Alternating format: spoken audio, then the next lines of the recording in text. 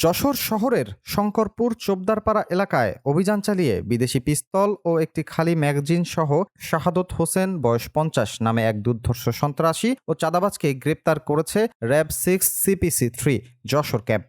RAB জানায় শনিবার ২৫ জুলাই রাত ৮:৩০টার দিকে গোপন সংবাদের ভিত্তিতে র্যাব 6 CPC-3 যশোর ক্যাম্পের একটি আভিযানিক দল কোতোয়ালি মডেল থানায় শঙ্করপুর চোপদারপাড়া এলাকায় বিশেষ অভিযান পরিচালনা করে।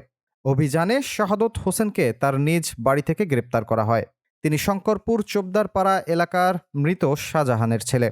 অভিযান চলাকালে গ্রেপ্তারকৃতের বসতঘরে তল্লাশি চালিয়ে তার দেখানো ও নিজ হাতে বের করে দেওয়া একটি বিদেশি পিস্তল এবং একটি খালি ম্যাগাজিন উদ্ধার করা হয়। উদ্ধারকৃত আলামত উপস্থিত সাক্ষীদের সামনে আইনানুগভাবে জব্দ করা হয়েছে।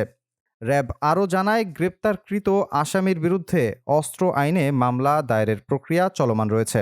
আপনারা সবাই জানেন, আজকে আমরা র্যাব ৬ যশোর ক্যাম্প কর্তৃক আনুমানিক রাত ৮টা ১০ ঘটিকায় আমরা যশোর শহরের শঙ্করপুর চোপদারপাড়া বাড়িঘাটে একটি অভিযান পরিচালনা করি। আমরা গোপন তথ্যের ভিত্তিতে জানতে পারি যে সেই জায়গায় মোহাম্মদ শাহাদত হোসেন তার বাসায় একটি বিদেশি অস্ত্র রয়েছে এবং এই গোপন তথ্যের ভিত্তিতে আমরা একটা অভিযান পরিচালনা করি এবং অভিযান পরিচালনা করে আমরা একটি বিদেশি অস্ত্র উদ্ধার করতে সক্ষম হই এবং আমরা তাদের নিজ বাড়িতেই আমরা অপারেশনটা পরিচালনা করি এবং তার নিজ বাড়ি থেকে আমরা এই বিদেশি অস্ত্রটা উদ্ধার করি। মামলা শেষে উদ্ধারকৃত অস্ত্র ও অন্যান্য আলামত সহ তাকে যশোর কোতোয়ালি মডেল থানায় হস্তান্তর করা হবে।